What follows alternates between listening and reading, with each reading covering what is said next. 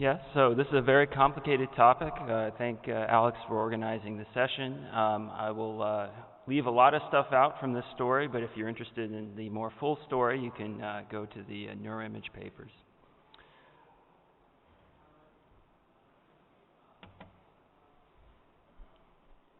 So I'm going to cover three main topics here. First, I want to try and get everybody in the room on the same page about ICA and what is the difference between spatial and temporal ICA. Then I'm going to show a few temporal ICA components, what I'll call signal and noise components, and then show the effect of temporal ICA cleanup on resting state and task fMRI data. So first, a disclosure slide. Global signal, as everyone knows, has been a very controversial topic, so this is sort of where I'm coming from on this. To sort of harken back to the 2004 American presidential election, I was for global signal regression before I was against it. And the reason I changed my mind, as many of you know, I'm very interested in mapping cortical areas. And one of the methods I use for mapping cortical areas are these resting state functional connectivity gradients you see here. Some cortical areal boundaries are in white outlines here in the inferior parietal cortex and the medial parietal cortex. And I noticed that if I did or did not do global signal regression, I got a different location for these gradients. And that was concerning to me. And because I was interested in matching across multiple modalities, I found that it was these gradients seem to match better. So what do I think is in the global signal? I think there are some neurally induced bold fluctuations. Those could be from arousal, simply the fact that you have many resting state networks, and they will all contribute to the mean to some degree. But very importantly, as other speakers have shown, the global signal contains respiratory-induced fluctuations that are not of interest. And then there are also movement-related fluctuations. One example of this, even after you do spatial ICA to remove most of the movement-related fluctuations, spatial ICA is not going to be able to handle sliding in and out of the head coil. If you imagine, the head coil's around your head, and if you move your head to this side, it's going to get brighter on this side and darker here. But if you actually slide out of the head coil, the whole signal is going to change. So if you don't do global signal regression, you're going to leave positive bias in any correlation metrics from physiology and motion. But if you do global signal regression, you'll get some inconvenient things like the gradients moving around. And basically, some networks are going to get more signal removed from them than others.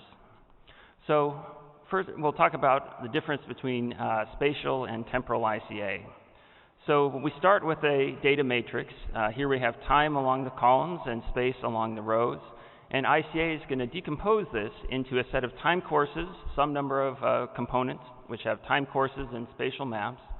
Generally, we do PCA before doing ICA and then focus on only the strongest eigenvalues. And so the weaker eigenvalues will be represented by this error term.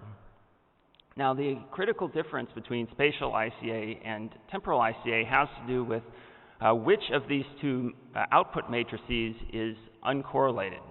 So with spatial ICA, we have a set of spatial maps here, and if we correlate those maps across space, we get an identity matrix. Basically, these spatial maps are orthogonal to each other or independent. The time series, however, are not constrained to be orthogonal to each other. So here we have non-zero values off of the diagonal. Temporal ICA is the same ICA algorithm, it's just that we present the matrix, the data matrix, in the transpose. So we still get spatial maps, we still get time courses, and the error term, but now it's the time courses that are uncorrelated with each other. So the temporal correlation matrix between all of these component time courses is the identity matrix with all zeros off the diagonal, and the spatial maps are now allowed to be correlated with each other with non-zeros off the diagonal. So ICA is an unsupervised machine learning algorithm that subdivides the data into some number of components that you choose that are independent or orthogonal in either space or time, depending on how the matrix was presented to the algorithm. And the best ICA does best when it has many samples along the axis being orthogonalized. And so that's the reason that spatial ICA is what has typically been used in fMRI. If we consider an HCP data set, you have 200,000 voxels and just under 10,000 time points. So it's much easier to orthogonalize in space than it is in time. Spatial ICA has been very successfully used to remove spatially specific artifacts. I just show a selection here. This ring around the outside of the brain is from motion. This one here is interactions between susceptibility and motion in orbital frontal cortex. These stripes are due to hitting one slice, some slices too soon and other slices not enough when somebody moves in the z-axis. We also have vessels here, the anterior cerebral artery, middle cerebral arteries, great vein of Galen and straight sinus, and then we have neural components. So machine learning classifiers have been able to get up to 99% accuracy in high-quality data at separating these signal and noise components. But importantly, spatial ICA is insensitive to global signals. And the reason for that is if we take this conceptual global map here, pretty much any other spatial map is going to be at least somewhat correlated to this globally positive map. And so what happens in subjects that have a lot of global signals, such as this one here, is spatial ICA may make some networks, like a visual network here, sort of a MT visual motion type network here, a prefrontal network here, but all of these spatial maps, they may be uncorrelated, but the time courses are very highly correlated. In fact, you can see the time courses from these components down here are almost the same. But temporal ICA is able to make these global signals uncorrelated with other signals. And again, temporal ICA allows spatial maps to be correlated. So how do we make temporal ICA tractable? So we're going to combine across subjects. We're going to do precise alignment before doing temporal ICA, and in our context that means a functional alignment on the cortical surface. We'll have done spatial ICA on the individual subjects first, and we can assume that global artifacts are going to be at least relatively similar across subjects. We're going to have all the gray matter lined up pretty well. We'll have the resting state networks lined up pretty well, and a global pattern is a global pattern. So the way we'll do this is we'll do a group spatial ICA first, after a distributed PCA with the MIG-P algorithm, and then we'll take those spatial ICA components and we'll make individual subject versions of those using weighted dual regression. So we'll get component maps and time courses. We'll take those time courses and concatenate them across subjects, and so with data sets like the HCP, we can get millions of time points by doing that.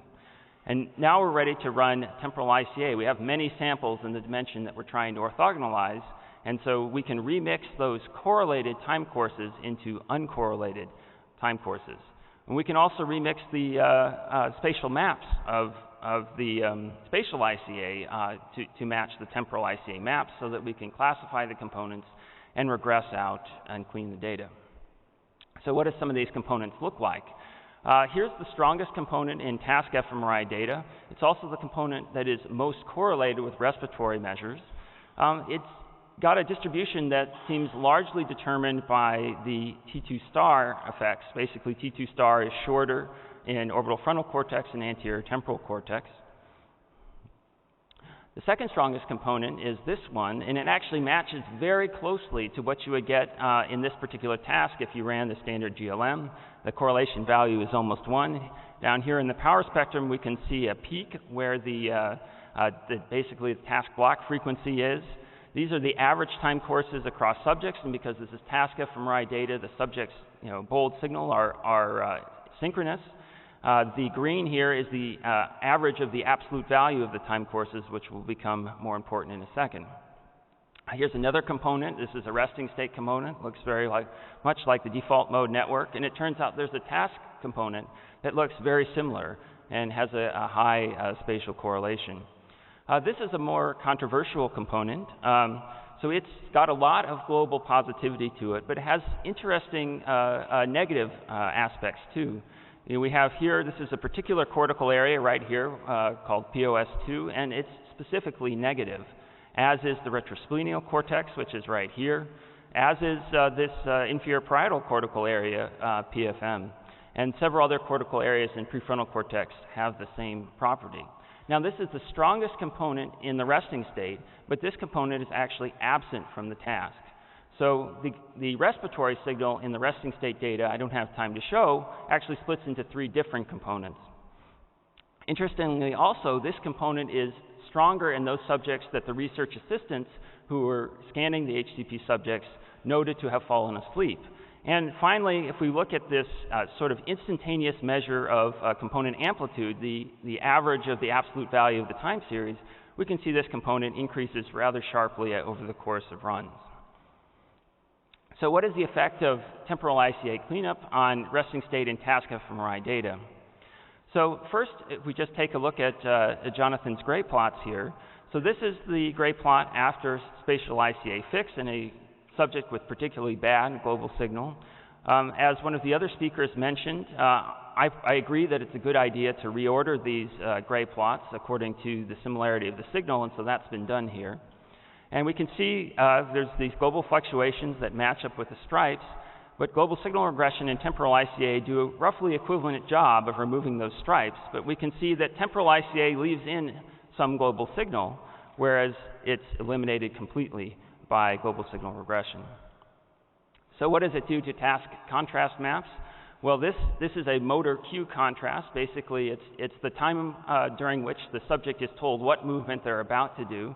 And to me, it looked to be a relatively globally positive map, and I thought maybe it might be affected by global signal. And then this is what we get after we do temporal ICA cleanup, so it balances out a bit. So if you compare these 2 maps and actually take the difference, you can see what the temporal ICA cleanup has done, and we can see it's removed a relatively homogeneous global pattern.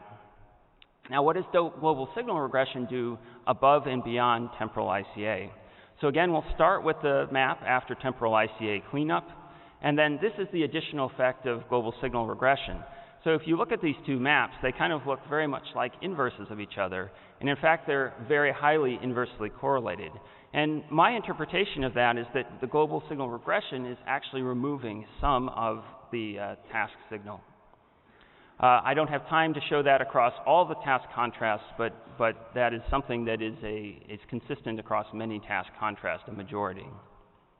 So what is the effect of temporal ICA cleanup on functional connectivity maps from resting state and gradients? So if we look at seed here in visual cortex, we can see after just doing spatial ICA, we've got global correlation here. If we do temporal ICA, though, we'll drive a lot of those correlations down to near 0. But if we do global signal regression, we'll go a little too far, and we'll actually be having negative correlations. So that's true in some parts of the brain, but in other parts of the brain, temporal ICA and global signal regression are much more similar. So here we still have a global positive bias, and both techniques are removing that. So if we compare the distribution of all of the edges in the network matrix between what we have after spatial ICA and after spatial and temporal ICA, we can see a global positive bias. We're above this line of equality here if we don't do any cleanup. And we can see we have a negative bias if we do global signal regression. Another way of looking at that is just histograms, and we can see blue here is no global signal regression or temporal ICA. Red is global signal regression, and green is temporal ICA. It falls in between the 2 solutions. Finally, functional connectivity gradients generally get a little bit stronger if you do either temporal ICA or global signal regression, but importantly, the gradients are not shifting in the way that they do with global signal regression. Temporal ICA doesn't shift those gradients. So what about the effect of temporal ICA cleanup and global signal regression on network matrices? So temporal ICA cleanup will remove a global positive bias, which you can see here in this top panel here. This is the result that we get after temporal ICA cleanup, and the difference between these 2 panels is down here in panel 4. So again, a relatively homogeneous pattern is being removed, but global signal regression is more inhomogeneous in terms of what it does. So the difference between temporal ICA and global signal regression is here, and the difference between no global signal regression and global signal regression is down here. And so the blue, basically the blue areas here are this bottom square, and the red areas are this top square. So basically different cortical areas are affected very differently by global signal regression, and that property is not true of temporal ICA. Many people sort of intuitively think that they're removing something that's relatively uniform across the brain. Global signal regression removes something that's relatively non-uniform, whereas temporal ICA is a much more uniform removal. So future directions with the temporal ICA, we want to make an automated pipeline like we have for spatial ICA. So select the dimensionality automatically, classify the components automatically. We need to do further experiments to better understand the etiologies of the various temporal ICA components. There's some disagreements about which is the optimal component classification, and more data should help with that. And then we do want to clean the HCP's young adult data and make this publicly available to you guys. So I will thank my co-authors and happy to take questions.